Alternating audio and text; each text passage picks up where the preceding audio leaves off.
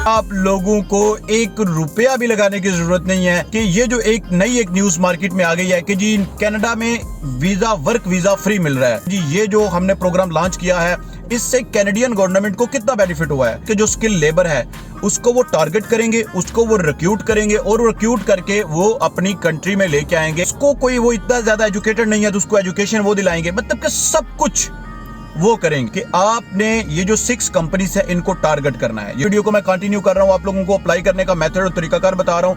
Hello guys, welcome to my YouTube channel, welcome to another vlog. एक नई interesting video, एक नया interesting vlog लेके मैं आप लोगों के पास आया हूं। आपने थंबनेल से पढ़ा है कि अगर आप कनाडा जाना चाहते हैं तो आप लोगों को एक रुपया भी लगाने की जरूरत नहीं है। ना आपको आयश करना है, ना आपको LMEA चाहिए, ना कोई एज लिमिट है।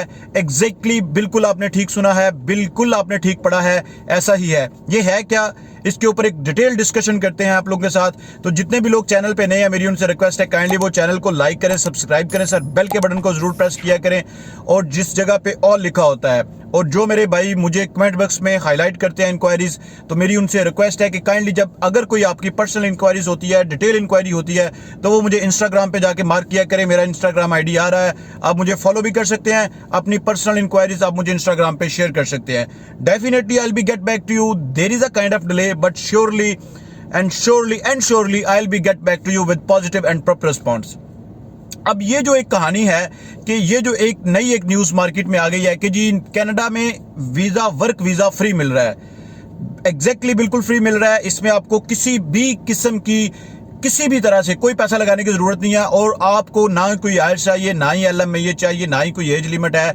तो ये है क्या, एक्चुअली कैनेडियन गवर्नमेंट वक्फे से वक्तन फवक्तन आप कह सकते हैं कि कोई ना कोई नया प्रोग्राम लॉन्च कर देती है, कोई ना कोई नई इमिग्रेशन सिस्टम लॉन्च कर देती है। जैसे पहले उनकी कुछ रेगुलर प्रोग्राम्स चल रहे हैं जिनको हम लोग कह सकते हैं एक्सप्रेस एंट्री है, रेगुलर चल रहा है, PNP है, रेगुलर चल रहा है, और उसके बाद और भी डिफरेंट प्रोग्राम्स हैं जो वक्तन फवक्तन वो लॉन्च करते हैं और उसके बाद वो असेस करते हैं और ये देखते हैं कि जी ये जो हमने प्रोग्राम लॉन्च किया है इससे कैनेडियन गवर्नमेंट को कितना बेनिफिट हुआ है, इससे फायदा कितना हुआ है कैनेडियन गवर्नमेंट को। तो अब जो उन्होंने एक प्रोग्राम नया लॉन्च किया है, ये उन्होंने नवंबर 2022 में लॉन्च किया है और ये वो प्रोग्राम है, इसको कहते हैं कि New Brunswick critical worker pilot program. पहले मैं ये बता दूं कि पायलट प्रोग्राम क्या होता है। Sir pilot program 4 to 5 year, maximum 5 years के लिए स्टार्ट किया जाता है, जिसमें ये असेस किया जाता है कि सिर्फ और सिर्फ ये चेक करने के लिए कि ये जो प्रोग्राम है ये कैनेडियन गवर्नमेंट के लिए फायदेमंद है या नुकसानदेह है। जो इस पर्पस के लिए इसको स्टार्ट किया गया था, क्या वो मकसद पूरा हो रहा है या नहीं पूरा हो रहा, या जो भी स्किल वर्कर, एक स्किल लेबर, एक स्किल एम्प्लॉयमेंट जो भी उनको रिक्वायर्ड थी, जिसको वो रिक्रूट करना चाह रहे थे, उसको वो रिक्रूट कर पा रहे हैं इस प्रोग्राम के अकॉर्डिंग या नहीं कर पा रहे। इसको कहते हैं पायलट प्रोग्राम। तो अभी उन्होंने एक नया प्रोग्राम लॉन्च कर दिया है जिसको कहते हैं NBCWP, New Brunswick critical worker pilot program. इस प्रोग्राम में सर जो सबसे इंटरेस्टिंग बात है वो क्या है, इस प्रोग्राम में इंटरेस्टिंग बात यह है कि आप लोगों को एक रुपया भी लगाने की जरूरत नहीं है, एक रुपया भी लगाने की जरूरत नहीं है।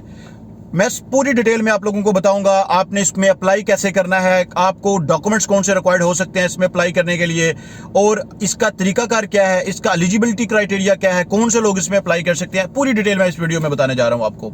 आपने मेरे साथ स्टे इन टच रहना है और एक एक पॉइंट आपने प्रॉपर तरीके से इसको नोट डाउन करना है और प्रॉपर तरीके से सुनना है।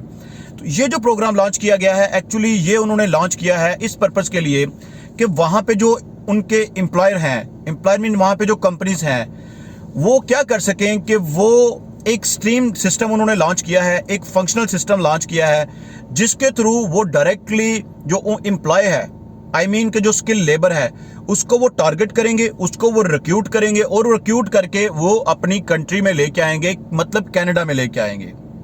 जब वो कनाडा में लेके आएंगे तो उनकी रिक्रूटमेंट में जो भी खर्चा आएगा वो पे करेंगे। जो भी एम्प्लॉय की डिमांड होंगी, लाइक वो अपनी फैमिली को लेके जाना चाहेगा, वो उसको एक्सपेंडिचर देंगे।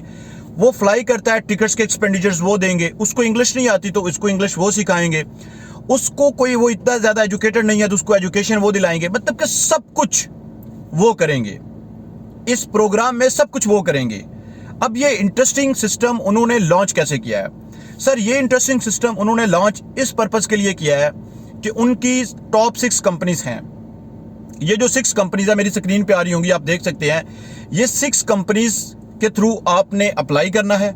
अप्लाई कैसे करना है वो मैं आपको बाद में जाके बताता हूं। इन 6 कंपनीज के थ्रू आपने अप्लाई करना है। जब आप अप्लाई करेंगे तो फिर आप डायरेक्टली अप्लाई नहीं कर सकते। अगर कोई बंदा डायरेक्टली अप्लाई करता है इस प्रोग्राम में विदाउट दिस कंपनीज, तो उसकी एप्लीकेशन को रिजेक्ट कर दिया जाएगा, उसको कंसीडर नहीं किया जाएगा। ये बात उन्होंने क्लियरली मेंशन की है, आप देख सकते हैं, बिल्कुल क्लियरली मेंशन की है। तो आपने इन कंपनीज के थ्रू वहां पे अप्लाई करना है।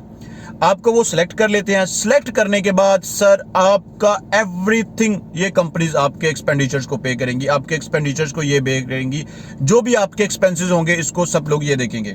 इस प्रोग्राम में सर सबसे इंटरेस्टिंग और सबसे मजे की बात यह है कि इस प्रोग्राम में आपको आइल्स बिल्कुल भी नहीं चाहिए, ना ही आपको आइल्स चाहिए, क्योंकि आइल्स का नाम सुन के काफी सारे लोग तो वैसे ही घबरा जाते हैं कि हमें आइल्स देना पड़ेगा, हमने कनाडा में जाना है वहां पे। और आइल्स की रिक्वायरमेंट भी आपको पता है, पीआर लेने के लिए जो आइल्स की रिक्वायरमेंट है वो भी कोई इतनी छोटी सी रिक्वायरमेंट नहीं है। अगर आप एक्सप्रेस एंट्री में जाते हैं तो ये 777 आपको चाहिए होता है। लाइक लिसनिंग में आपको 8 चाहिए, बाकी तीनों मॉड्यूल्स में आपको 777 चाहिए। तो इस प्रोग्राम में वो भी कोई नहीं है, जो सबसे बड़ी एक मुझे रीजन नजर आती है अप्लाई करने की।